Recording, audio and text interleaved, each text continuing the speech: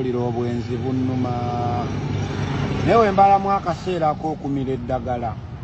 mwana nakubira nagamba dadi gy'oli ewaka naye buli wembalamu nti gy'avudde era tabadde yekka neneegumya akasabbuuni nenkasaba kagira kambeererawo bange naye ate mulimu wentuuka neŋŋamba naye ate olaba abantu bafa Allah n'abatwala ku akisidenti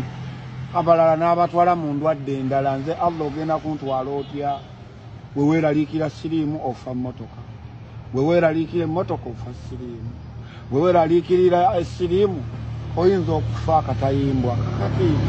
Mukama Katonda obulwadde okufa kuno nga tewabalansinga bulungi n'olaba ekyana katirengera kiri bwe kirigita alengera ennina nekigamba kikuweeko naye n'otya obulwadde ebintu by'e Kampala ebyokwekebeza bya kifere